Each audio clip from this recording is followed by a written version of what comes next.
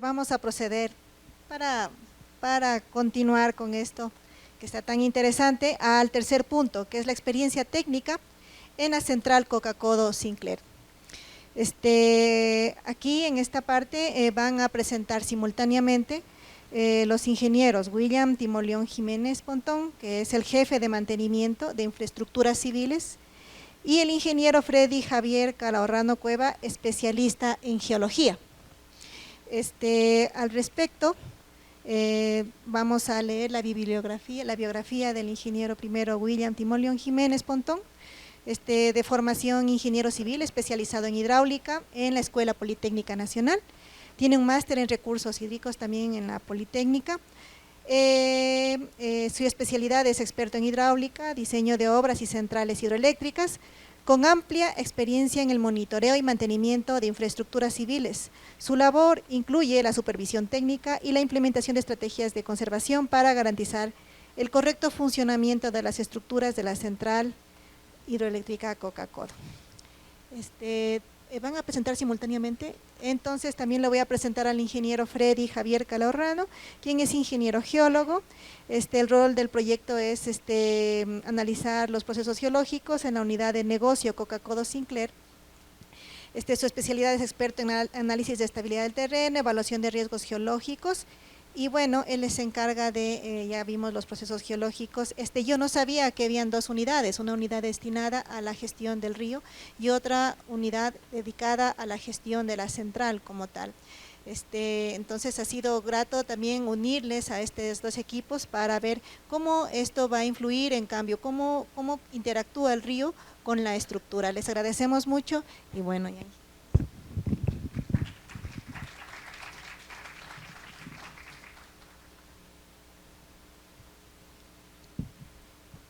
Muy buenos días con todos. Bueno, comencemos un poco por la última parte de la unidad de negocio Coca-Codo Sinclair. Se encarga de la operación y mantenimiento de las centrales que están a su cargo. De momento tenemos dos centrales en operación. La una es la Coca-Codo Sinclair, a la que me pertenezco, y nos pertenecemos más bien con el ingeniero Calahorrano, y la central Manduriacu en el río Guayabamba. Tenemos también la central Quijos, que está en fase de construcción, y una vez que entre en operación pues será una tercera central que manejará la unidad de negocio. Mientras ponen las diapositivas. La Comisión Ejecutora Río Coca se crea posteriormente una vez que se da el colapso de la cascada de San Rafael y se produce todo el fenómeno de la erosión regresiva. Entonces esta unidad de negocio tiene, que no es una unidad de negocio, es una comisión dedicada al estudio del fenómeno y a establecer los mecanismos necesarios para evitar que esta erosión continúe y afecte a la infraestructura de la central. Bueno. Vamos a hacer una pequeña exposición primeramente de qué está compuesta la central Coca-Codo Sinclair. En la diapositiva ustedes pueden encontrar la obra de cierre y derivación. Está conformada básicamente por un azud de 180 metros de longitud, en el cual están instalados 8 vertederos de 20 metros de longitud cada uno, que nos permiten la evacuación del caudal de exceso. Al ser una central de pasada, nosotros simplemente captamos el caudal que tiene el río, y cuando este es mayor al que nosotros necesitamos o al caudal de diseño de la central, es evacuado de forma libre. Esos vertederos no tienen ningún tipo de obstrucción, no tienen clapetas ni compuertas, son de flujo libre. La otra sección del cierre constituye una presa de enrocado con cara de concreto, que está en la margen derecha del río. Esto es una... Seguimos, por favor. Los datos los pueden ir verificando. Aquí tenemos una ampliación de las imágenes. En la superior derecha está el vertedero, la bocatoma le podemos ver en la superior izquierda, son 8 bocatomas, cada una con 2 rejillas a la vez, para permitir el ingreso del agua hacia el vertedero hacia el desarenador, que está conformado por 8 cámaras, y tiene una longitud total de 150 metros, cada cámara tiene 13 metros de ancho. Y por último, en la inferior izquierda, la presa de CFRD. Adelante. Del túnel, de la captación, después de los desarenadores, nace el túnel de conducción que tiene aproximadamente, o redondeando, 25 kilómetros de longitud, 24.8 si no estoy equivocado, ¿sí? Le podemos ver en una de las imágenes la boca de salida del túnel, la boca de entrada que está en la margen izquierda. Este túnel lo que nos facilita es justamente el ganar ese desnivel que existe entre entre la captación y casa de máquinas, que son del orden de los 620 metros que tendríamos de caída bruta y alrededor de 610 metros de caída neta. Es un túnel que tiene 8.2 metros de diámetro para transportar 222 metros cúbicos por segundo, que es el caudal de diseño de la central, y está completamente revestido con dovelas de hormigón. Sigamos, por favor. Vamos a llegar al embalse compensador. Al final del túnel, el embalse compensador no es un embalse de regulación, no tiene la capacidad de regular el agua que capta, es decir, no almacenamos agua para utilizarla cuando nos hace falta. El embalse compensador está destinado a abastecer a las unidades de generación del agua necesaria cuando se requiere incrementar la potencia de las unidades, o para retener ahí cuando tenemos también un descenso de potencia. El CENACE, que es el Centro Nacional de Control de Energía, ellos son quienes regulan a todas las generadoras del país la cantidad de energía que tienen que aportar diariamente e inclusive hora a hora, en función de la demanda que tenga el sistema y de la estabilidad del mismo. Entonces, nuestra central, diseñada para 1500 megavatios, en muchas ocasiones no genera esa cantidad, sino una menor, por las consideraciones del CENACE. Otro aspecto que a nosotros nos marca mucho es también el tema de la hidrología. Al ser una central de pasada y no contar obviamente con un embalse, simplemente podemos aprovechar solo aquello que el río trae. El embalse compensador está construido o fue construido en el cauce de una quebrada denominada Granadillas. Para hacer el cierre se construyó también ahí una presa de enrocado con cara de concreto, esta tiene 60 metros de altura y una longitud de 190 metros. En la margen izquierda del embalse se construyó el vertedero de excesos. Este vertedero de excesos se entrega las aguas a otra quebrada, que es la quebrada de los Loros, que después, junto con la quebrada de los Gallos, desembocan en la Granadillas, y la Granadillas entrega sus aguas al río Coca. El vertedero de excedencias está diseñado para 240 metros cúbicos por segundo, que sería el caudal en el caso de un rechazo total de carga. Y por lo tanto es una obra que está como un seguro para que obviamente el embalse no se desborde y no tengamos inconvenientes al producirse un desborde sobre la presa.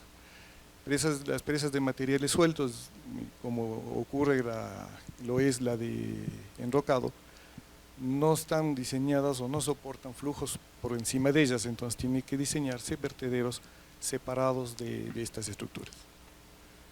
Tienen imágenes de la bocatoma en el embalse compensador. Estas bocatomas son dos, una por cada tubería de presión. Nosotros tenemos 2 tuberías de presión que abastecen a las 8 unidades, 4 unidades cada tubería. Son tuberías construidas también dentro del macizo rocoso y tienen un tramo subhorizontal, un tramo vertical y después un tramo subhorizontal inferior. Al final de este tramo subhorizontal inferior están las derivaciones hacia cada una de las unidades de generación. Están revestidas las tuberías de presión con hormigón de capacidades que llegan hasta los 50 megapascales en el tramo inferior, es donde están soportando la mayor cantidad de presión hidráulica sobre todo, y el tramo que ya corresponde a las derivaciones hacia las unidades de generación, ese es un tramo blindado. Casa de máquinas, es también una casa de máquinas en caverna, tiene 2 secciones, la que corresponde a la caverna de generadores, donde están las unidades, y la caverna de transformadores. Tiene una longitud de 229 metros, un ancho de 25, es una casa de máquinas bastante grande, y alrededor de la casa de máquinas pues tenemos también las galerías de drenaje, los túneles de cables e infraestructura adicional, todo en caverna para poder generar la energía generar y evacuar la energía hacia el sistema nacional. Nosotros tenemos también nuestra subestación, llamémosle, es tipo GIS, es también en caverna. Unas imágenes, ahí pueden ver en la parte superior izquierda, justamente la caverna de casa de máquinas, ahí están las unidades de generación. En este momento, en esta fotografía, pueden ver una de las válvulas esféricas que permite justamente el paso desde la tubería de presión hacia los distribuidores y para que golpee justamente el agua en los rodetes. Son turbinas tipo Pelton, ¿sí?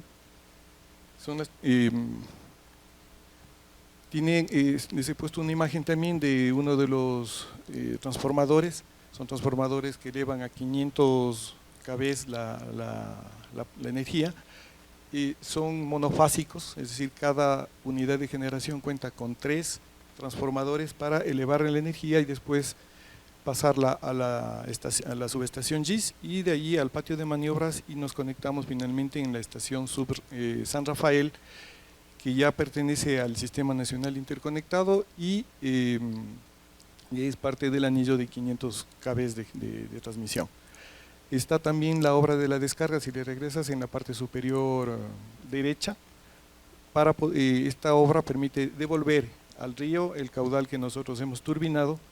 Está la boca de entrada al túnel de acceso a casa de máquinas, y en la parte inferior derecha se puede apreciar el patio de maniobras, de donde salen las líneas hacia la subestación San Rafael, y el edificio de control. El manejo de la central se lo hace desde este edificio.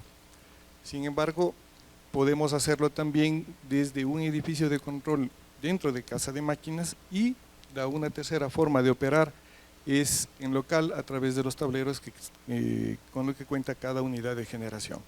Los sistemas siempre son redundantes para evitar que en caso de fallo de uno, pues tenemos otro con el cual operar y mantener la seguridad del sistema. Adelante. Bueno, vamos a hacer un pequeño salto de la parte de hidrología y sedimentos hacia una de las tareas importantes dentro de la operación y mantenimiento de la central, y es el monitoreo geotécnico, ¿sí? De esto se encarga justamente el ingeniero Freddy Calahorrano, y creo que es la persona más adecuada para que les explique. Le cedo la palabra. Romper un poco los protocolos, perdón que me mueva, esto es un conversatorio, espero que en el momento que ustedes quieran me puedan levantar y hacer preguntas, que es para eso, para lo que estamos, tanto la academia, que son ustedes, representadas en profesores y estudiantes, como nosotros como entidad pública y nos debemos hacia ustedes. En este sentido, bueno, la central hidroeléctrica Coca-Codo Sinclair cuenta con un sistema de monitoreo. No es que lo hayamos puesto a raíz de la erosión regresiva, no. Por favor, me puedes, ahora sí, siguiente. Voy a comenzar con algo súper corto, me agrada a mí. El conocimiento te dará la oportunidad de marcar la diferencia. Eso es lo que creo que la academia quiere, gracias a la ingeniera Paulina y a todas las autoridades que estuvieron atrás de esta invitación. Creo que es necesario romper mitos y ciertas, digamos, cierta hasta en ocasiones mala información de diversos sectores. Por favor, siguiente. Bueno, ya lo explicó Hernán, yo no voy a redundar en eso. Coca-Codo Sinclair tenía un mapa geológico creado por el ex DINESEL. En este sentido podemos ver, perdón, no sé si tenemos un puntero. Bueno, podemos ver en el lado derecho inferior, que es donde nace la captación, ¿sí? Y de ahí continuamos. Muchas gracias, ingeniero.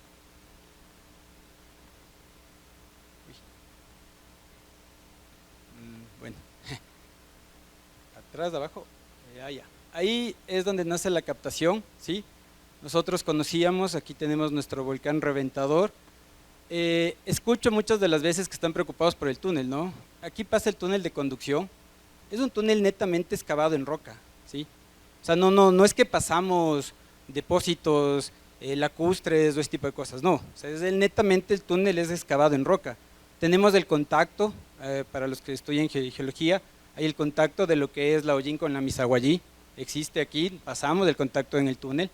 Y esto venimos acá, que es el embalse compensador, y obviamente ya después obras de caída, que se le llama tuberías de presión, y casa de máquinas, y posterior ya devolución al río del caudal turbinado. Siguiente, por favor. Captación, tenemos nosotros parte de lo que es el proyecto, se tiene la geología de detalle de captación, ¿sí? ¿Dónde estuvieron las estructuras? ¿Dónde están construidas las estructuras? ¿Qué tipo de trabajos o de obras se realizó? ¿Sí? Tenemos desde pilotaje hasta columnas de grava, entonces están todas las estructuras. ¿Por qué? Porque para hacer un monitoreo o para hacer un seguimiento de la central tenemos que saber todo el contexto desde geológico hasta constructivo. Siguiente, por favor. Como les decía, el túnel de conducción es netamente excavado en roca. Las diferentes formaciones que ustedes ven ahí, como ya lo dijo el ingeniero Jiménez, es con dovelas, se hizo mediante 2 TBMs, construcción fue por dovelas, anillos, 7 anillos de dovelas, de diferentes resistencias del hormigón, dovelas prefabricadas, de hormigón estructural y demás. Siguiente, por favor. Tenemos el embalse compensador, es un embalse netamente excavado casi en lo que es la formación Hollín, ¿sí? Nosotros en el embalse no excavamos nada de Misaguallí. Es más, el contacto discordante que se tiene es aproximadamente 50 metros posterior a lo que es el ingreso de las tuberías de presión. Siguiente, por favor.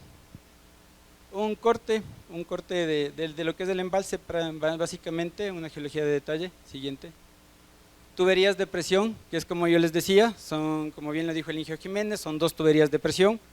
Una tubería que se le puede ver aquí, este es lo que era totalmente lo que es Hollín, y comenzamos todo lo que es Misaguallí con diferentes litoestratigrafías, ¿no? Que bueno, eso ya es de detalle, y ya lo posterior que es casa de máquinas. Siguiente, por favor. Tenemos la tubería de presión 2, ¿sí? La tubería de presión 2, creo que muchos de la academia lo sabe, tuvimos un problema en la tubería de presión. Escuchaba yo justamente una de las preguntas que decían cuál es el tema de la geología. Voy a ser bastante claro, bueno, yo de profesión soy geólogo y bueno, he estado en el ámbito constructivo de las centrales hidroeléctricas. Todo proyecto tiene problemas, todo proyecto. Y aproximadamente, si lo vemos en planta, la tubería de presión 1 con la tubería de presión 2 tienen apenas 80 metros de separación. Entonces cualquiera diría, pero si en la tubería de presión 1 les fue súper bien, en la 2 va a ir igual. Lastimosamente no es así. En la geología, por eso es la madre de las ciencias, en la geología justamente tuvimos una zona de cizallamiento, una zona en donde tuvimos pérdidas, una zona donde no teníamos, no conocíamos en el momento constructivo un dique que había un dique de riolitas que daba una zona totalmente de cizallamiento en donde se perdió, es más, pérdidas materiales más que humanas. Entonces, solo para explicar un poco de lo que es la geología, si uno quisiera conocer punto a punto la geología, tendríamos que perforar cada 5 metros y bueno, los que están aquí, los geólogos que están aquí que tienen más experiencia que mí, capaz que cada 2 nomás, no cada 5. Siguiente, por favor. Bueno, lo que es casa de máquinas, igual, lo que es del tema de la geología, el patio de maniobras que viene a decir el ingeniero Jiménez y lo que es el tema de la descarga. Siguiente, por favor. Bueno, identificación de amenazas. ¿Qué hace el área de mantenimiento civil y en este tema, qué hace el sistema de monitoreo geotécnico? Nosotros lo que hacemos es identificar las amenazas que existen contra la infraestructura, porque nuestro giro de negocio es cuidar o precautelar la infraestructura civil, tanto sea por fenómenos naturales o por fenómenos propios que se produzcan después del proceso constructivo. En este sentido, nosotros tenemos, digamos, identificada cada estructura, el tipo de amenaza. Escuché el tema de volcanes, ya lo voy a tratar más adelante. No es un proyecto que no se hizo con ningún estudio, existió un estudio vulcanológico, existió un estudio sísmico. Es más, parte de los cambios de diseños es posterior al sismo de 1987, obviamente que fue un sismo, digamos, un poco atípico en la zona. Entonces nosotros tenemos cuáles son las amenazas, los peligros, los posibles fallos y las posibles consecuencias hacia nuestra estructura, ¿sí? ¿Para qué? Porque no voy a poner digamos, un ejemplo. El día de mañana se produce un fenómeno de erupción del volcán Reventador. Yo tengo que seguir, mi giro de negocio o mi resiliencia como central tiene que ser inmediata. En ese aspecto nosotros tenemos que evaluar. Ok, pasa un sismo, pasa un evento volcánico en el Reventador. No tengo más que interferencia a lo que es el tema netamente de caída de cenizas, que bien creo que lo hablaba Francisco o Hernán, bien lo hablaban los compañeros. Eso, no tengo daño a la infraestructura como infraestructura civil, ¿sí? Entonces, bueno, más adelante vamos a ver. Siguiente, por favor. Este es del volcán Cayambe. ¿Cuál es el problema del volcán Cayambe? El problema del volcán Cayambe es que en una erupción, justamente la parte en su cabecera tiene la Suela y el Utuaringo, los que hacen nacer al Salado y que posiblemente después desemboca en el Coca. Entonces ahí sí tengo lajares. Ahí sí tengo posiblemente que cerrar. Entonces, si yo en algún momento, que esperemos que siga dormido el Cayambe, en algún momento, para pasar algo en el Cayambe, yo sí tengo que alertar al sistema, en este caso primero a la central y después al SENACE. ¿Para qué? Para cerrar obras de toma, porque sí voy a tener flujos de lajares, ¿sí? Entonces, eso con respecto al Cayambe. Siguiente, por favor. En el Reventador, ya lo explicaron mis compañeros, no voy a redundar, solo una parte, justamente posterior a la cascada San Rafael, antes mismo, mejor dicho, que se extinga la cascada San Rafael, todos los flujos de lajares iban aguas abajo, ¿sí? Entonces, no teníamos incidencia neta con lo que es las obras de captación en este sentido. Siguiente, por favor. La parte sísmica, bueno, y es más, estando en una facultad que estudia eso, ustedes la conocen más que mí. Este es un mapa de la NET. Prácticamente las obras o la infraestructura civil de Coca-Cola Sinclair se la hizo teniendo en cuenta los picos de aceleración sísmica. En captación, que es la parte después del terremoto de 1987, tenemos que las obras están construidas con picos de 0,3 a 0,4, obviamente dependiendo de la obra, ¿sí? La mayor parte de las obras están con 0,4, lo que es el embalse compensador está igual de 0,3 a 0,4. Este tema en el embalse, especialmente 0,4 en la presa, en la CFRD, es por un tema que nosotros, si bien o mal, es un embalse que aproximadamente es de 850.000 metros cúbicos, voy a dar datos aprox. Es una presa que si llegara a fallar, perdemos totalmente la generación eléctrica. Es por eso y es por ese tema el por qué. Y, perdón, se lo he repetido 2 veces, y aquí es las obras de casa de máquinas. En las obras de casa de máquinas tenemos de 0,2 a 0,3, eso es aproximadamente, especialmente en la descarga y patio de maniobras que están implantados sobre material de terrazas, aluviales, coluviales y demás. Siguiente, por favor. Monitoreo, ¿qué es igual? Monitoreo es igual a auscultación. ¿Qué es auscultación? Auscultación es saber qué es lo que pasa dentro, en este caso, de las estructuras. Entonces, bueno, creo que para todos fue noticia, aquí tenemos la presa de California, en donde el vertedero tuvo obviamente un fallo de socavamiento y después daño a lo que es el hormigón. ¿Cuándo es importante auscultar una infraestructura? Les pongo ya a ustedes como academia y espero llegar. Siempre es necesario. Siempre es necesario, porque si no, como yo sé, es más, hasta desde el punto de vista de una mejora continua. ¿Por qué? Porque tengo que saber qué me falló del proceso constructivo que lo hice de tal manera. ¿Cómo puedo saber eso? Monitoreando. Pero solo monitoreando, viendo, muchas cosas, los que tenemos lentes tal vez tenemos hasta un poquito de más vista, digamos así, pero solo viendo no. Entonces para eso es necesario implementar sistemas de monitoreo. Siguiente, por favor. Voy a hacer en referencia a un boletín del ICOL. El boletín del ICOL dice que justamente para eso están. Es una lástima esto solo como un tema, un comentario. El Ecuador todavía no pertenece al ICOL, tenemos muchas represas, es parte digamos de algo que nos falta, lastimosamente es así, hay que ser sincero y hay que decirlo. ¿Cuándo monitorear? Nosotros tenemos un flujograma. Entonces, ¿cuándo monitorear? Cuando se presenta una anomalía, cuando el instrumento me da una anomalía, cuando existe una erupción volcánica, cuando existe un sismo, ahí tengo que monitorear. Y tengo que revisar todo lo que son mis instrumentos. Siguiente, por favor. Este es prácticamente, el proyecto Coca-Cola Sinclair se tiene instalado aproximadamente 1.600 sensores.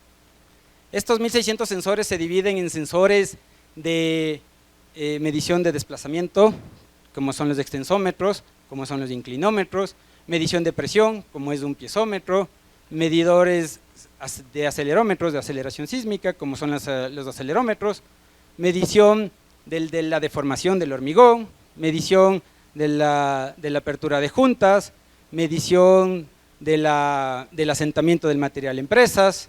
Entonces, tenemos aproximadamente 1.600 instrumentos para nosotros poder conocer y saber cómo se está comportando la estructura, ¿sí?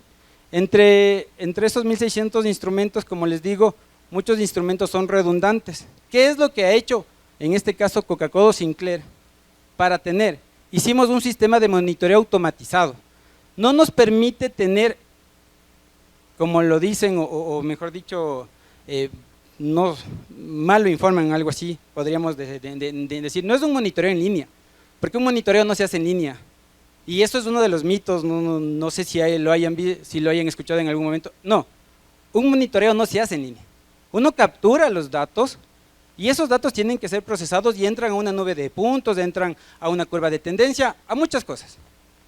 Sí, que uno puede tener la posibilidad de tener automatizado cada 5 minutos, cada 10 minutos, cada 15, cada hora, sí.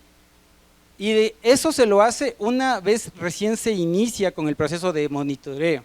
Posterior a eso se determina curvas y se dice, ok, cada hora lo vamos a hacer. Cada día, ok, cada día lo vamos a hacer. Entonces, es una de las cosas que justamente yo he escuchado y valga mi experiencia en algún momento en la parte del Ministerio de Energía y Minas, con las presas de relaves. Una normativa que debe ser cambiada, que menos mal hay normativa, porque literalmente en el Ecuador normativa con el tema de instrumentación no la hay. O sea, aquí es no existe normativa, y al revés, yo sí hago una invitación a la academia, a que también, ¿no? O sea, empujando todos somos más, digo yo. Entonces sí es necesario, es el tema del instructivo minero te lo dice, pero claro, y tengo compañeros del IGE aquí, en donde dicen, bueno, envíenle los datos al IGE. Bueno, pero ¿qué datos les envías? ¿Los datos crudos o los datos en bruto? ¿Con qué tipo de enlace te vas a poner? Ah, tienes que tener un servidor. Muchas cosas que, vuelvo, insisto, la normativa también nos falta, nos hace falta. Siguiente, por favor. Tema de asentamientos, bueno, en toda presa de CFRD, de material suelto, siempre hay asentamientos, son propios de la, digamos, del tipo de presa y obviamente la forma de construcción. Tuve el gusto de participar en la construcción del proyecto Mazar, en donde obviamente se tuvo un asentamiento en el estribo derecho de la presa, mayor al que se tenía diseñado. Sin embargo, esto no es que ocasionó que se pare la operación, no. ¿Sí? O sea, es parte justamente por eso, porque después de la operación uno puede actualizar sus umbrales de diseños, que es la parte que dice la ICOL, cada 5 años uno tiene que actualizarlas. Siguiente, por favor. Igual, un tema del inclinómetro de la presa del embalse. Siguiente, por favor. Un tema de extensómetros, medidores de junta, un poco en lo que es obras subterráneas. ¿Cuál es aquí cuál es el dato que les quería presentar? Es justamente este comportamiento asintótico que debe tener un instrumento. Posterior a la construcción, durante la operación, lo que debe revisar es justamente eso. ¿Cuál es su nube de comportamiento? ¿Cuál es su curva de tendencia? Y que ésta sea una curva asintótica, que es lo que requeríamos, ¿sí? O que es lo que se requiere, es lo que se espera, mejor dicho. Siguiente, por favor. Además de lo que es el tema de, obviamente, toda la obra civil, esta es una viga carril. ¿Qué es una viga carril? Quiere decir donde se apoya el pórtico grúa de casa de máquinas, ¿sí? El puente grúa de casa de máquinas, para obviamente elevar los pesos de válvulas esféricas y extractor y bueno, una serie de cosas más. Esto también necesita monitoreo, si no, yo cómo sé si esta viga está fallando o no. Justamente eso es lo que se hace. Siguiente, por favor. Además de todo el procedimiento, como les digo, se realizó la automatización del sistema. Hay muchas mediciones que no se las puede automatizar. Una de esas, la topografía, ¿sí? Entonces nosotros lo que hacemos es una medición topográfica que obviamente nos permite conocer, digamos, hasta de manera visual, cómo está la estructura, ¿sí? Este tema lo hacemos netamente en lo que son los asentamientos, básicamente diferencias de niveles, que se los llama, en lo que son las estructuras, y desplazamiento en medición de los 3 ejes de lo que es las presas, el cuerpo o lo que es el enrocado que se le llama, sí, el riprap. Siguiente, por favor. Bueno, un poco del análisis, ¿no? ¿Qué hacemos? Identificar el riesgo. ¿Cómo identificamos el riesgo? Obviamente la vigilancia, el monitoreo, la presentación de informes, mejor dicho, la descripción del fallo. ¿Qué hacemos? Analizar el riesgo. ¿Cómo se analiza el riesgo? Obviamente se tiene que ver, en este caso, desde la parte de, vuelvo, insisto, metodologías constructivas, desde la geología, mejor dicho, geología, metodologías constructivas, comportamiento de la estructura y qué fenómenos externos hemos tenido. Que fenómenos externos no netamente sean naturales, no es que solamente el volcán o sismos, no, sino fenómenos externos propios a veces de las maniobras o de la operación de la central. El siguiente, por favor. Ay, perdón, y ya la evaluación del riesgo disculpen, ya la evaluación del riesgo que es ya finalizar con los criterios, y ahí es cuando decimos, cierren la Lanford y vámonos nomás a la casa o sigamos trabajando, no pasa nada. Siguiente, por favor. En este sentido, igual nosotros tenemos un plan de monitoreo y de inspecciones. Este plan de monitoreo y de inspecciones, aquí tenemos todas las estructuras que no netamente deben ser en cavernas o que estén excavadas en rocas. Muchas de estas son losas de lo que es casa de máquinas, ¿sí? Entonces, nosotros realizamos la inspección si es que no existe monitoreo, e igual forma, si es que existe monitoreo, de la misma manera hacemos inspecciones. Siempre se realiza inspección. Siguiente, por favor. Esto es un poco ya, la verdad, de la invitación de la ingeniera, lo que hice es tratar de relacionar las afectaciones que hemos tenido con la erosión regresiva del río Coca. Nosotros hicimos una matriz, obviamente, en donde vamos de acuerdo a la geología, netamente, teniendo como factores la geología y el avance del fenómeno erosivo del río Coca. Ya, esos factores hemos tomado para realizar nuestra matriz. En ese sentido, obviamente, una estructura que está en peligro y que está en riesgo es la captación, como ustedes ven, es de un riesgo alto.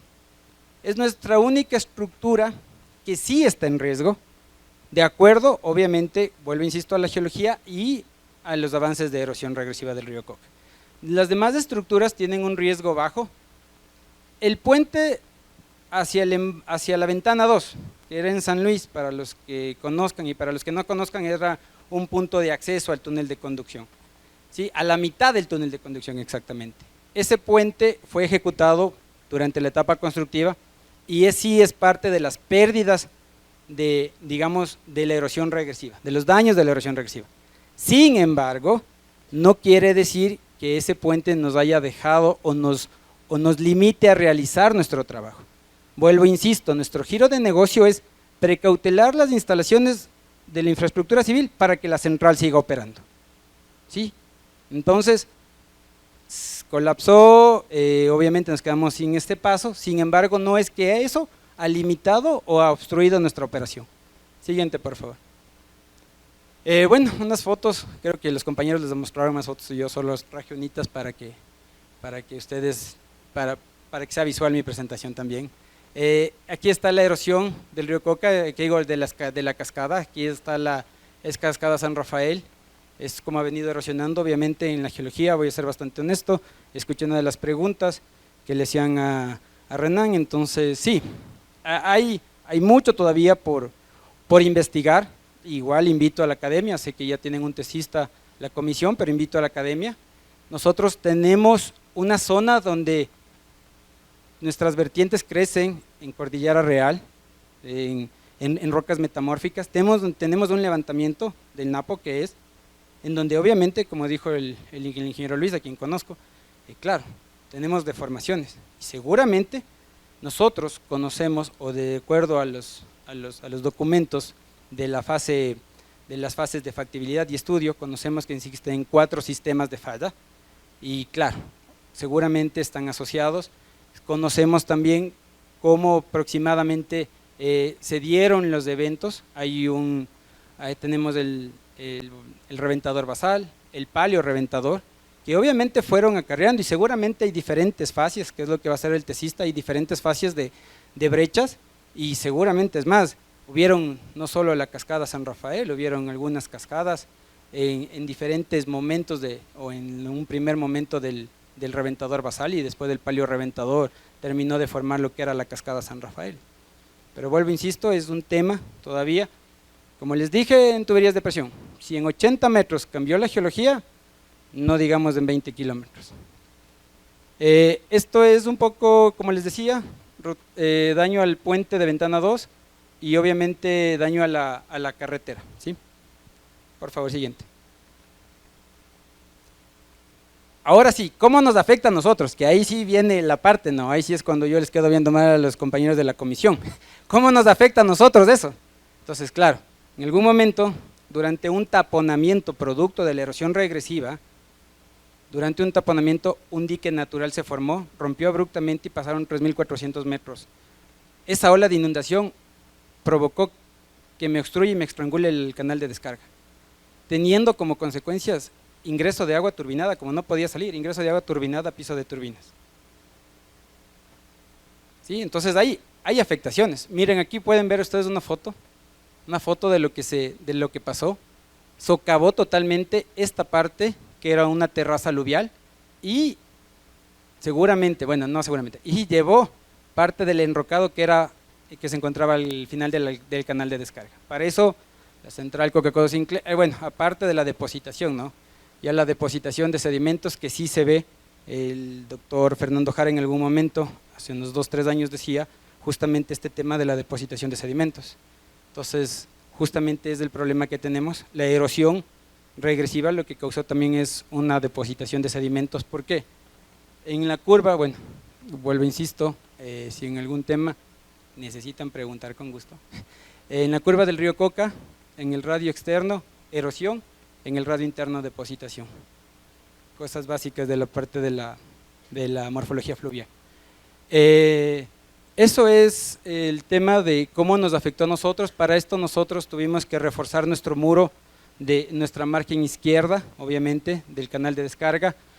Colocamos de enrocado aquí, colocamos bloques de roca que obviamente nos permitieron que no se produzca una erosión hidráulica al pie del canal de descarga, que es lo que estaba ocurriendo. Siguiente, por favor. Y con esto es el tema, vuelvo, insisto, esta matriz y vuelta ya es con el tema de pérdida de producción. ¿Sí? ¿Cuál es mi afectación a la infraestructura en relación con la pérdida de producción? Como ustedes ven, todo está normal. No tenemos problemas actualmente en Coca-Cola Sinclair. Parte del fenómeno de la erosión regresiva, sí nos ponen un nivel de riesgo en las obras de captación, pero actualmente nosotros garantizamos que la infraestructura está funcionando y estamos generando de manera normal. Siguiente, por favor. Y bueno, un poco de diferentes ejemplos de ruptura, ¿no? Cuando uno no tiene o cuando uno no realiza un sistema de monitoreo, el problema no es que no existe ya, el problema es que cuando existe algo o cuando falla algo no sabemos por qué falló, y lastimosamente eso sí se ve en algunas partes del Ecuador. Creo que el criterio está cambiando. Conozco a gente, a profesionales, amigos en el metro de Quito, fue una obra que tiene su sistema de monitoreo, Mazar tiene su sistema de monitoreo. Ahora, claro, a los sistemas de monitoreo también hay que actualizarlos. No es que pusimos y ya. Muchos equipos quedarán ahí. El ingeniero que creo que puso en el Daule todavía siguen funcionando, ¿no es cierto? Eso quiere decir que son buenos. Entonces hay que hacer eso, esa es nuestra labor. Para eso se monitorea Coca-Cola Sinclair, justamente para poder tomar decisiones ante cierto tipo de fenómenos que se den. Uno de esos, obviamente, como les digo, y los compañeros que lo están tratando, la erosión regresiva del río Coca, que no estaba planteado, pero que ahora ya lo está. Eso es todo desde mi parte. El tema sigue el ingeniero Jiménez con el tema de hidrología.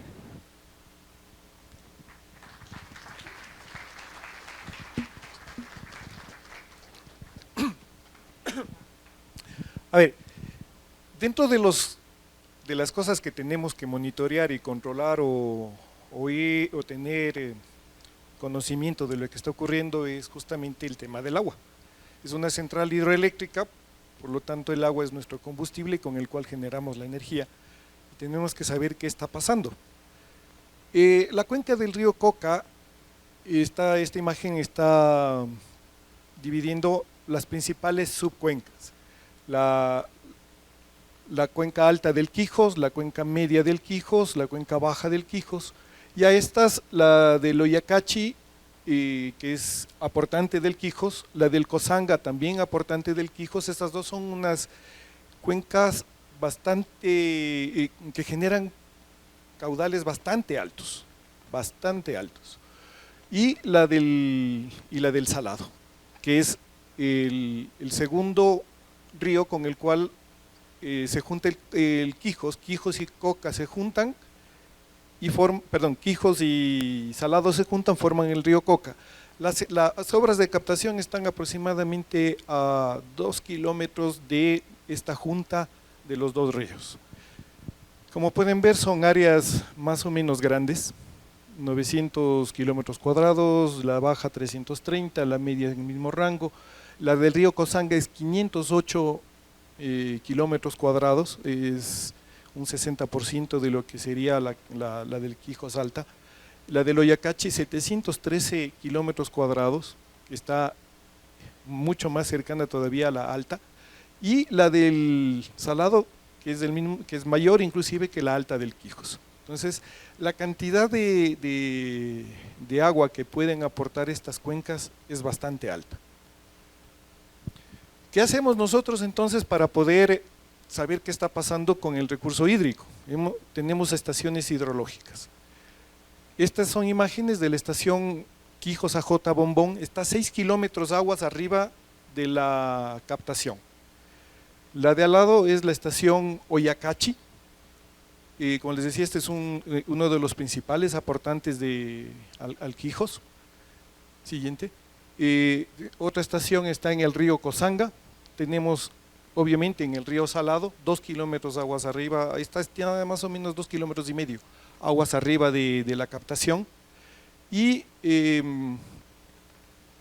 con estas estaciones, nosotros sabemos el caudal que está llegando y el que pudiera llegar con las estaciones que están más arriba.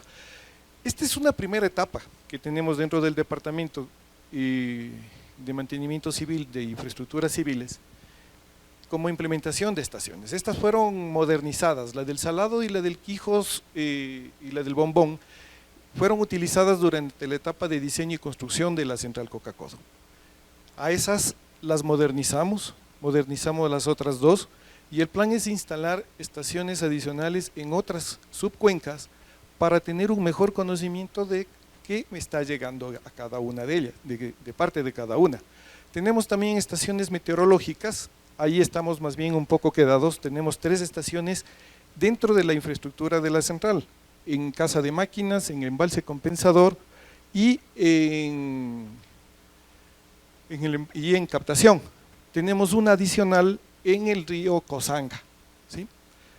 El plan era implementar algunas más. Lamentablemente los procesos de contratación son bastante engorrosos y no nos facilitan hacer las cosas en el tiempo que quisiéramos, pero la planificación nuestra es instalar más estaciones hidrológicas y acompañarlas de estaciones meteorológicas. ¿Cuál es el objetivo? Lograr establecer justamente el modelo de pluviosidad escorrentía, saber cuánto llueve, cuánta agua tenemos y hacer un tránsito de esas aguas hasta las obras de captación para tener una mejor forma de optimizar el recurso hídrico. A veces, cuando tenemos caudales muy altos, uno diría que bien, podemos generar, pero vienen de la mano de otros fenómenos. Uno de ellos es el arrastre de sedimentos, que lo vamos a ver más adelante, y el otro es que caudales muy altos, como el que vimos producto del colapso de este dique que se formó por efectos de la erosión regresiva, 3.400 metros cúbicos por segundo en las obras de descarga, nos obligan a parar la generación. Entonces debemos estar prevenidos ante esos eventos. Este es un gráfico de cómo se comportan o cómo los caudales a lo largo del año. El caudal, la primera curva, la que está en gris, corresponde a los caudales máximos que se han registrado. En el 16 de junio de este año es el caudal más alto que se tiene registro, ¿sí? Si bien la medición que se tuvo en captación fue de 3.300 metros cúbicos por segundo, en realidad el caudal ahí fue de 3.700 metros cúbicos por segundo, ¿sí? Ese es el más alto. Y esa es una fecha que no me voy a olvidar, me resulta muy fácil porque coincidió justamente con el Día del Padre en este año. Y estuve de jornada en la central, entonces tuve la oportunidad de verle al río crecer de una forma que no lo había visto nunca en los 9 años que llevo en la central Coca-Codo. Desde el punto de vista de ingeniero hidráulico fue una experiencia fenomenal poder ver cómo se comporta el río. Desde el punto de vista de operación de la central fue bastante complicado. Estaba en esa fecha, en ese día también encargado de la central el fin de semana y tocaba pues tomar todas las precauciones del caso para proteger la infraestructura. Entonces, la importancia de tener el control, el monitoreo de todos los agentes que implican la defensa de las obras. Estos son los registros que se tuvo durante el mes de octubre de este año. La línea tomate son los caudales máximos que se han registrado desde el 1972 hasta la fecha, ¿sí? La línea en azul son los caudales medios en ese mismo periodo de tiempo. La línea gris son los caudales mínimos registrados en ese tiempo, y la línea negra son los caudales que registramos durante la operación de la central en el mes de octubre de 2024. Como podrán ver, esos caudales están muy juntitos a los mínimos históricos. Inclusive en algunos casos puntuales estamos por debajo del mínimo histórico. Eso es producto justamente de la sequía que estamos teniendo en el país. Es claro que la situación es más crítica de lo que ha sido los años anteriores. Por lo menos, o sea, no voy a decir 60 años, pero sí estamos hablando del 72 para acá, son 52 años. Por lo menos en los últimos 52 años los registros me están diciendo que sí, son los más bajos. ¿Qué viene con el agua? Con el agua viene también sedimentos. Sabemos sedimentos en suspensión, sedimentos de fondo. Los sedimentos de fondo no me preocupan mucho. ¿Por qué razón? Porque esos se decantan de alguna manera en el embalse de captación o en los desarenadores. Los sedimentos en suspensión son mucho más difíciles de manejar. Para saber qué pasa con los sedimentos dentro de la central hemos instalado también sensores de concentración. Tenemos unos equipos TOA DKK, me miden la concentración de sedimentos que existe en el río. Déjale por favor un poquito antes. Tenemos también que saber cuál es el nivel del sedimento que se encuentra en el embalse de captación, cuál es el nivel de sedimento que se encuentra sobre todo en el canal de aproximación que nosotros le llamamos, que es justamente el canal por donde tenemos las bocatomas para capturar el agua. Ahí en esta imagen se pueden ver 3 columnas que están ahí junto al muro, esos son justamente nuestros sensores de nivel de sedimentos en esa zona. Si el nivel de sedimentos ahí crece mucho, tenemos que hacer una maniobra que es abrir las compuertas del canal de lavado y evacuar ese sedimento. Estaba dentro de nuestro plan de mantenimiento normal, está considerado que cada 3 o 4 meses máximo hacemos la apertura de estas compuertas durante 2 o 3 días según lo que nos autorice el SENACE, y tratamos de evacuar no solo el sedimento que se encuentra en el canal de aproximación, sino también lo que pueda ser removido y que está actualmente retenido en ese embalse. Dada que es una central de pasada con un azud simplemente, pues no se tiene como por ejemplo en Manduriaco. En Manduriaco es una presa que retiene las aguas del río Guayabamba. Allá dentro del diseño de esa central, en la que tuve la oportunidad de participar, se previó las compuertas de fondo con las cuales se hace el desalojo del sedimento que se acumula a lo largo del año, ¿sí? Acá lo que hacemos es básicamente evacuar el sedimento que se queda en nuestro canal de aproximación y tratamos mediante algunas maniobras de llevarnos algo del material acumulado y que se encuentra cercano a los cauces, básicamente del Quijos y del Salado. La época más apropiada para hacerlo es cuando tenemos caudales altos.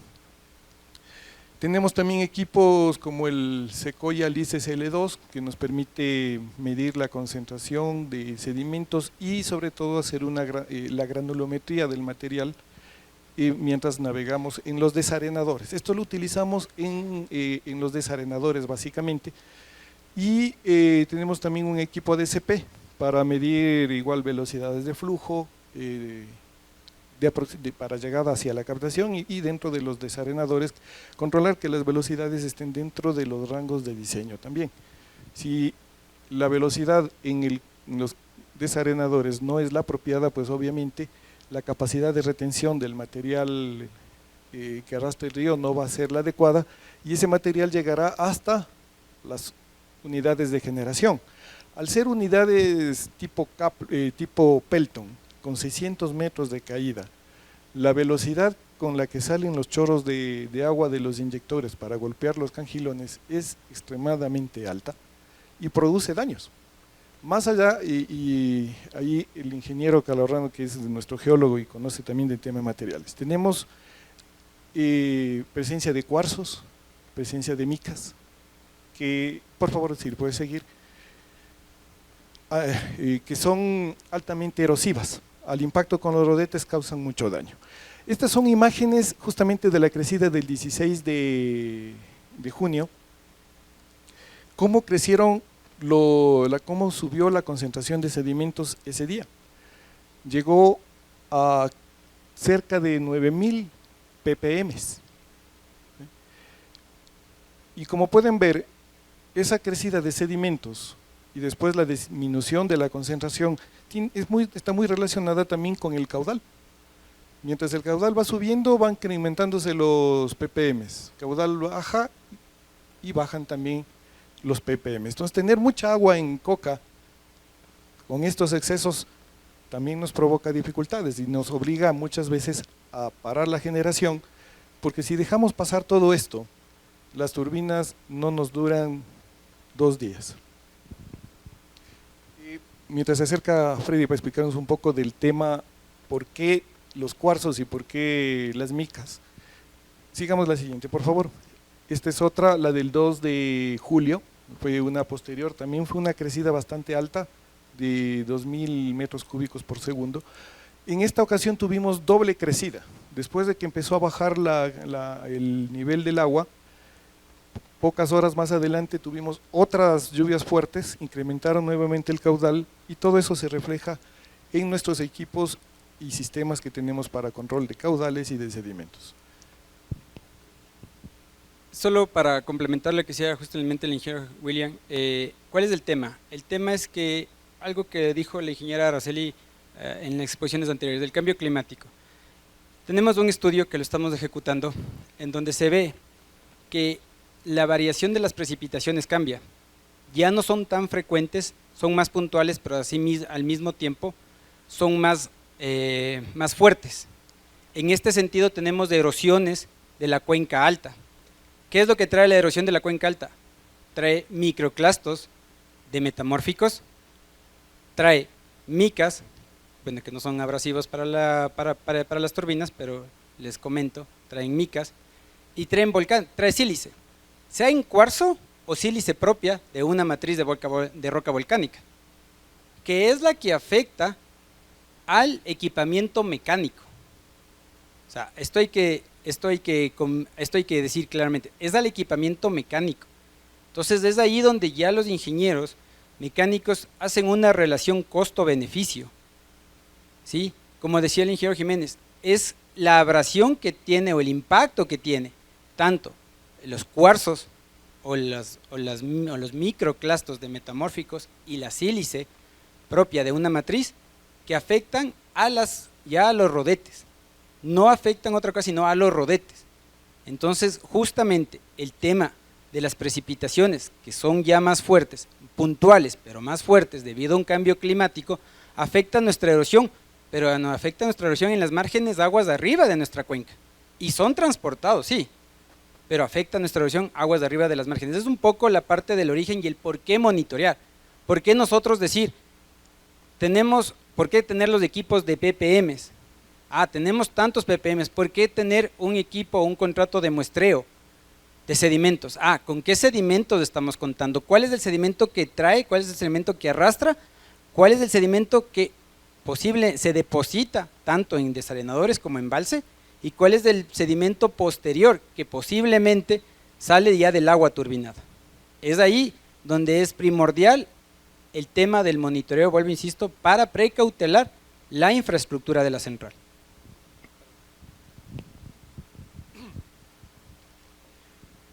dentro de las cosas que nosotros hacemos, al principio de nuestra gestión implementamos también un convenio con el INAMI, ¿sí?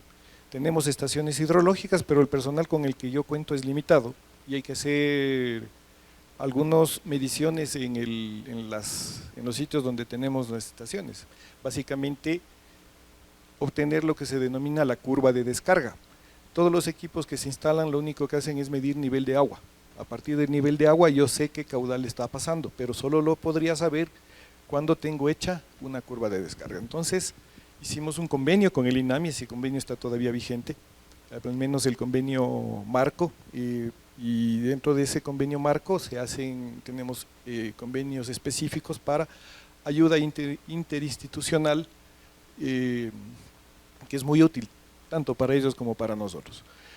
Hemos firmado también contratos de monitoreo justamente del sedimento, y que no solamente me dicen la concentración, a mí me interesa saber también el tipo de sedimento que está llegando, justamente conocer que tiene cuarzos, que tiene micas, que tiene sílice, los porcentajes de limos o de arenas que me está llegando, y la forma, porque no es solamente el material, también es la forma. No es lo mismo golpearle con formas angulosas o subangulosas que con formas redondeadas.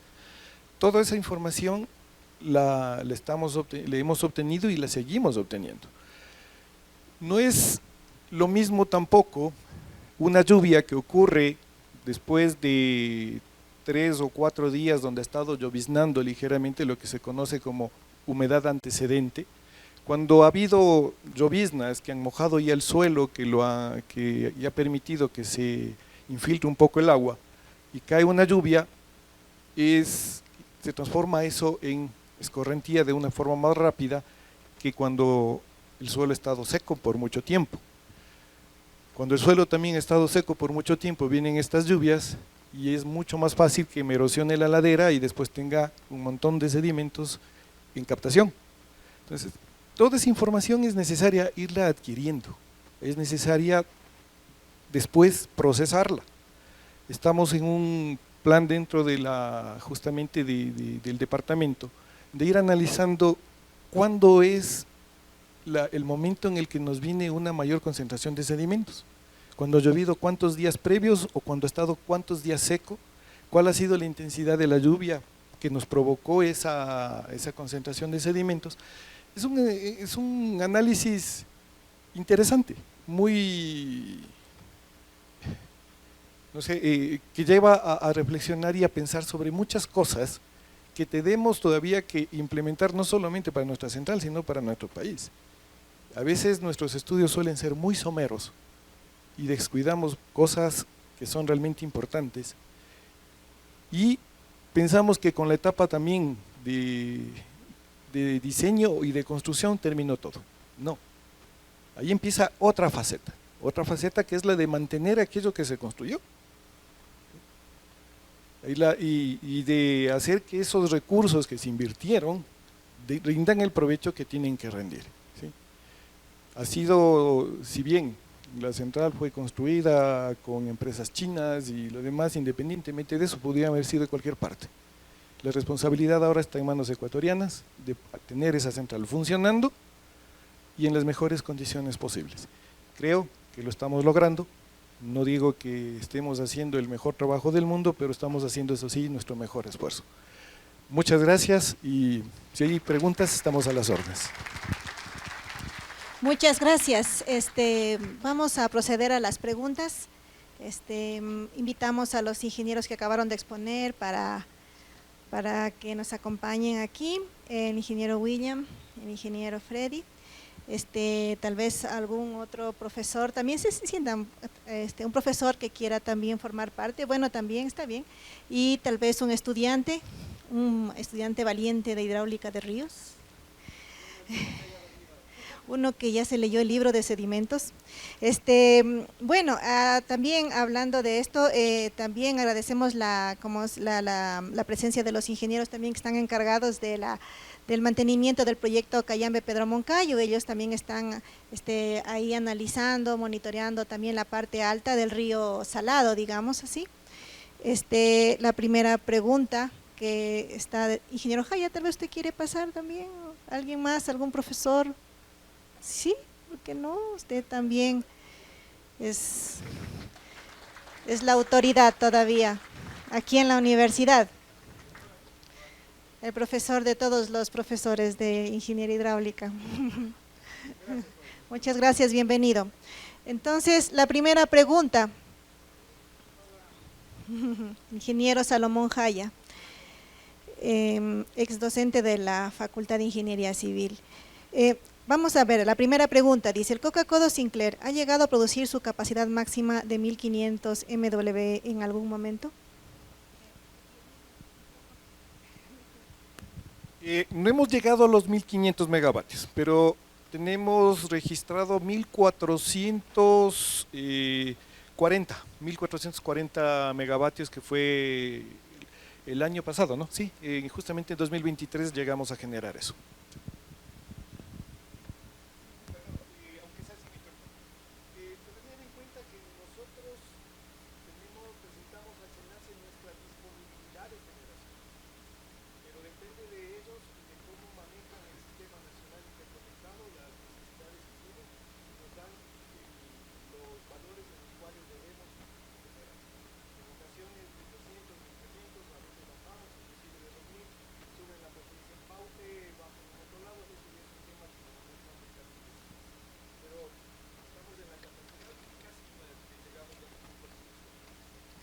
Muchas gracias.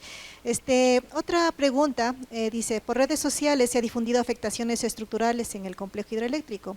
¿Qué hay de cierto en esto y cómo piensan resolver esta problemática? Bueno, esta es una pregunta de Lenin Arteaga. Por redes sociales, ¿qué hay afectaciones? Bueno, no sé a qué se refiere cuando dice, porque cuando dice daños estructurales son daños graves y son daños a la infraestructura civil. Entendería yo que en algún momento tal vez le comentaron de algo que no, digamos, no fue en este caso a la fuente, y le podríamos dar la explicación necesaria del caso. Pero la infraestructura civil de Coca-Cola Sinclair no presenta actualmente daños que ocasionen su indisponibilidad, tanto sea del control del direccionamiento y control del recurso hídrico, así como las obras que netamente son hidráulicas, que permiten guiar hacia casa de máquinas donde están los equipos electromecánicos. Sí, la central como tal, confiando justamente en los buenos criterios y buenas ideas de los compañeros de la Comisión Río Coca, estamos seguros que va a funcionar 50 años más. Como mencionó Freddy, nuestro principal riesgo o amenaza es la erosión regresiva.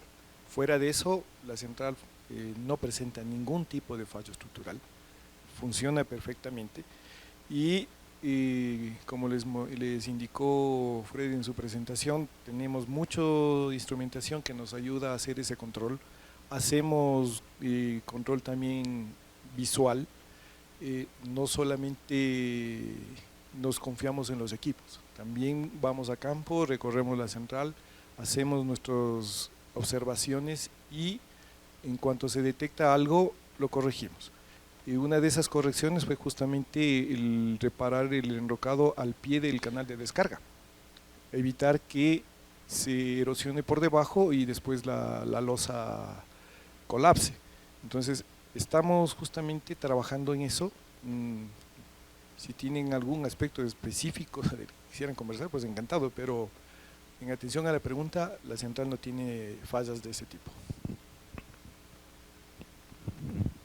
Tal vez alguien más del público, algunas preguntas estaban aquí, pero ya fueron respondidas durante la exposición.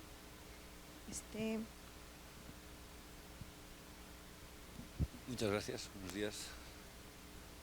Es para ti, Freddy. Veo que has hecho un análisis de riesgos, lo cual es muy bien, pero una de las cosas que más me sorprende, no solamente en este país, porque nos ha pasado ahora en España, es que no hay coordinación. Unos repiten estudios, hacen cosas repetidas y después nos quedan cosas en el tintero. Haces un análisis de los posibles flujos desde el Cayambe. ¿Qué pasa si a la Coca-Cola Sinclair llegan 10 millones de metros cúbicos de repente? Y eso sería, por ejemplo, la rotura del embalse de Cayambe, que no lo he visto ahí marcado.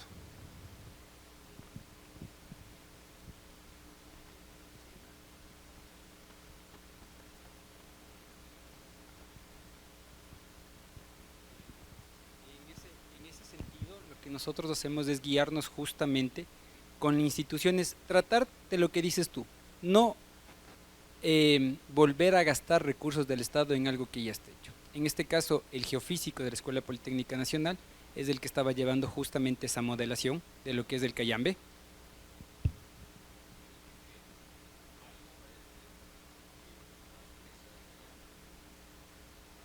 Ya,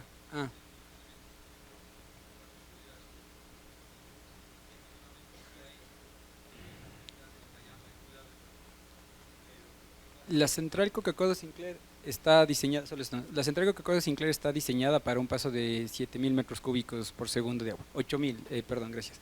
Justamente William te puede dar el dato exacto de la parte hidráulica. Entonces, en este sentido, nosotros justamente una de las maniobras que se tiene implementado, si bien al revés, gracias por tu comentario y justamente yo creo que este conversatorio es justamente para ver ciertos criterios de otros compañeros. La plantearemos en la matriz. Sin embargo, a priori te puedo decir que Coca-Cola Sinclair está diseñado con 8.000 metros cúbicos para que pasen por los desarenadores, por los vertederos y por el canal de lavado. Pero lo vamos a analizar. Muchas gracias, Oligario. Sí, bueno, no les di muchos de los datos, pero efectivamente el diseño de los vertederos de excedencia es 8.000 metros cúbicos por segundo. Una rotura de una presa de material suelto va a generarme como bajo 7-8.000 metros cúbicos, pudiera llegar hasta unos 15.000, dependiendo del tipo de rotura que tenga. Claro, si llegan esos caudales hasta 8, sabemos que tenemos que ingresar a la central, reparar algunas cosas y seguimos operando. Pasado los 8, ya los daños se hacen más graves y está considerado como caudal catastrófico 15.000 metros cúbicos por segundo. También le voy a ceder la palabra a los ingenieros encargados de la operación de la presa San Marcos. Aprovechan. Buenas tardes con todos. Muchas gracias por la palabra, ingeniera, gracias por la invitación. Muy interesantes los ponentes, sus exposiciones. Aprovechando pues la pregunta y también yo tenía otra. Mi nombre es Alfonso Recalde, en verdad estamos a cargo de la operación del sistema de río Cayambe Pedro Moncayo, que ya no solo es riego, sino también agua potable. Tenemos en realidad un embalse de 10 millones de metros cúbicos. Bueno, recientemente estábamos analizando si el volumen útil es ese o tal vez un poco más. En realidad, creo que no somos pioneros en temas de manejo de alerta temprana. Creo que países como República Checa, Alemania ya han mostrado que este monitoreo de proyectos que están en una misma línea, aguas arriba, necesitan estar coordinados para poder llegar a este tema de alerta temprana, poder generar productos y resultados en conjunto, en donde tal vez ante una ruptura de la presa, antes de irme a mi pregunta, tal vez ante una ruptura de la presa nosotros podamos inmediatamente notificar y tomar medidas tempranas para, qué sé yo, que ustedes no sé, se tomen ciertas circunstancias, ¿no es cierto? Exacto, ciertas maniobras. Hablando de esto y aprovechando que nosotros estamos aguas arriba de su proyecto, recientemente se terminó un estudio hidrológico de los últimos 50 años en cuanto al tema de las fuentes hídricas, y en verdad nuestro estudio, que próximamente va a ser publicado en el IPGH, demuestra que las fuentes hídricas están reduciéndose. Se están reduciendo abruptamente y el cambio de ciclo es el detonante ante esto.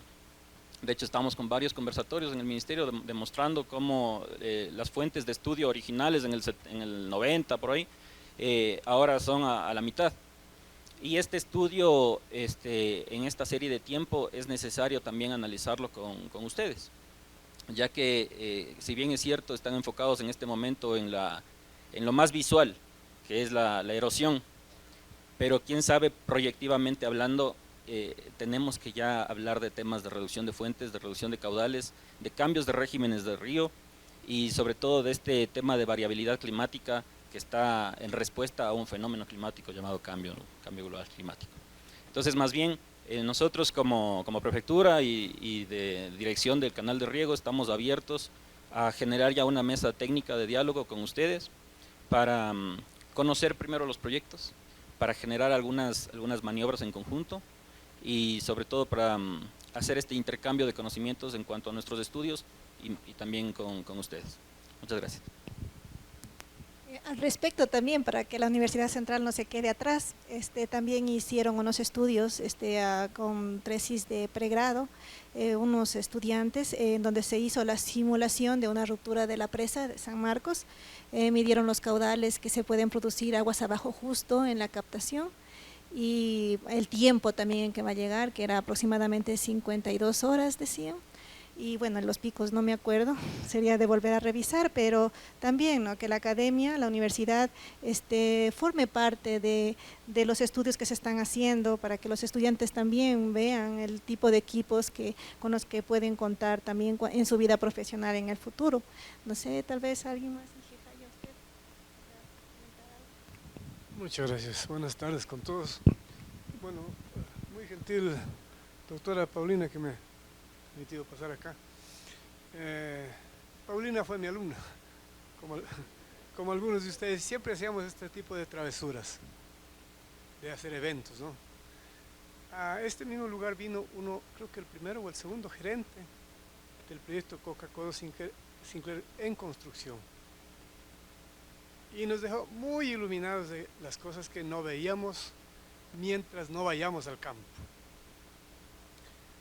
Con esa iluminación que nos dio, inmediatamente armamos un trabajo de campo con estudiantes y nos quedamos claros en la panorámica. Paulina, te felicito porque has hecho este evento, porque podemos compartir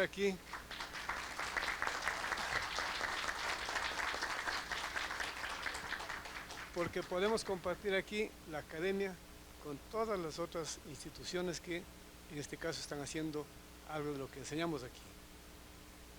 En la Facultad de Ingeniería de esta facultad se está dando materias muy propias de lo que se ha hablado esta mañana. Se da ahora centrales hidroeléctricas, que no se daba y no se da en otra universidad. Se da presas, se da hidráulica de ríos, que son prácticamente los tres temas que están aquí siendo parte de esto, ¿no es cierto? Es eso. Pero hubo un gran espacio de tiempo que no se dieron esas materias acá. Y cuando estuve de profesor, todavía titular, ahora ya estoy jubilado, peleamos un poco para que se retome, porque el país requiere de esos técnicos. La gente decía, no, eso es en posgrado. Los posgrados no se dan siempre y se dan muy puntuales. Por esa razón yo creo que estos eventos hay que seguirles repitiendo a la doctora Paulina y a los demás profesores de las diferentes áreas, porque realmente nuestro país requiere de muchísima participación de la academia. Tuve también la suerte de participar en algunos proyectos a nivel nacional de la parte hidráulica. Yo lo conozco un poquito y me da envidia de que en otros países vecinos como Perú utilizan recursos hídricos de sus montañas y a través de túneles pasan hacia el Océano Pacífico y hacen inmensidades de obras. Como por ejemplo hoy día mismo están inaugurando, esta semana inauguraron el mejor puerto de Chancay en Perú, el puerto más grande de Sudamérica, puerto marítimo, y es hidráulica, más las otras áreas lógicamente, ¿no? Entonces nosotros tenemos que ir pensando que la academia tiene que introducirse más en estas cosas, que nos den espacio, que nos dé el espacio el gobierno local, provincial, etcétera, ¿no?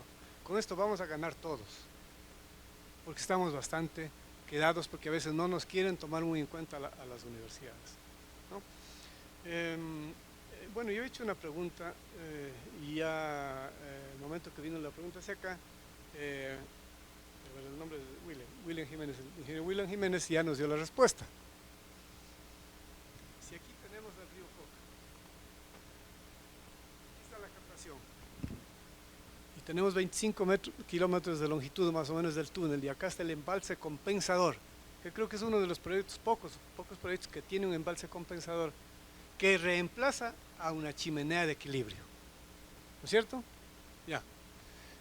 Si ese embalse compensador está recogiendo tanto sedimento, ¿qué hacemos con ese material? Algún día hay que limpiar. Entonces el ingeniero más o menos dio una parte muy clara, que hay que abrir compuertas, etcétera, ¿no? Cada que tiempo lo hacemos, decía, bueno, hay que hacer 2 o 3 meses, en fin, dependiendo de cuánto entre. Ese es un tema que hay que tomarle muy en cuenta, porque si ese material que está llegando allá, directamente desde el río, claro, después de los desalinadores, no se hace una limpieza oportuna, indudablemente vamos a tener mayores problemas no solamente en el desarrollo ya de lo que es las turbinas, etcétera, sino también de esa acumulación de material que se va cada vez siendo mayor y mayor y mayor, y algún día tendrá que ese embalse compensador estar lleno de sedimentos. Nada más, muy amable doctora Paulina, muchas gracias a ustedes por la atención. Muchas gracias. Bueno, en honor al tiempo, vamos a dar por terminado, pero antes de eso, hemos preparado unos certificados con el ingeniero Mario León, nuestro director de carrera, agradeciéndole siempre a nuestros expositores por haberse dado el tiempo de explicarnos, ¿no?, cómo está funcionando esta obra, y nosotros, bueno, quedamos con mucha expectativa respecto a los futuros estudios que se van a realizar, y ojalá podamos socializar, seguir socializando la labor que están haciendo dentro del proyecto. Llamamos al ingeniero Rafael González. Él está encargado de la problemática de la erosión regresiva, nos dio una exposición del contexto de la erosión regresiva. Muchas gracias, ingeniero Rafael, siempre bienvenido a la Facultad de Ingeniería Civil. Ahora el ingeniero Francisco Cruz. Ingeniero Francisco Cruz, él habló del monitoreo del proceso de erosión regresiva. Le agradecemos también su participación. La ingeniera Pamela Santander, también, que nos colaboró en el conversatorio también de preguntas de esta problemática de la erosión regresiva. Muchas gracias.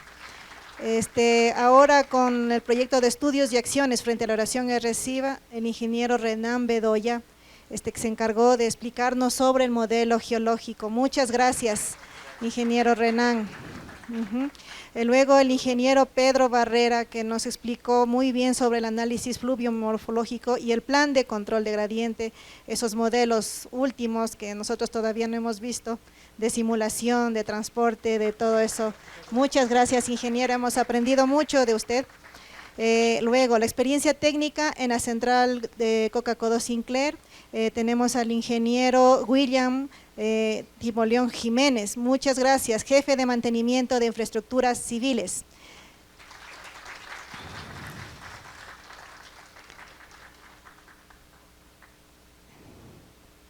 Ahora tenemos el ingeniero Freddy Calahorrano, especialista en geología y muy buen también dinámico para despertarlos. Y también queremos agradecer al ingeniero Carlos Jarrín, que permitió que se dé también este evento. Con él hemos estado coordinando siquiera un mes este evento. Muchas gracias por su predisposición también. Y también vamos a llamar al ingeniero Samir Salcedo, que él también ha estado ayudándonos aquí y también tras cámaras en el desarrollo de este evento. El ingeniero Luis Caraguay no vino, pero él está encargado también de gestionar, ya le vamos a dar para que le lleven. También quiero agradecer a todas las personas que me han colaborado, me hayan ayudado para desarrollar este evento. No lo he hecho sola, siempre fueron documentos, permisos. También esto fue aprobado hace 3 meses en Consejo de Facultad, y a partir de esa aprobación pues se iniciaron los trámites para la realización de este evento. Al ingeniero Mario León, director de carrera, siempre incondicional, y el ingeniero Jorge Santamaría también, que bueno, que está en comisión, pero nos ayudó a gestionar todo esto, los estudiantes, al laboratorio de hidráulica también, a todo su personal, a los profesores, todos siempre me han colaborado y me han ayudado a gestionar, digamos, para que todo salga de esta manera, ¿no? Muchas gracias a los estudiantes también por su participación, por estar aquí, a todos, y bueno, siempre la universidad ahora, digamos que no siempre va a ser su casa, ¿no? Ahora cuando son estudiantes y luego cuando sean profesionales, siempre queremos que estén aquí conversando de estos temas técnicos. Muchas gracias.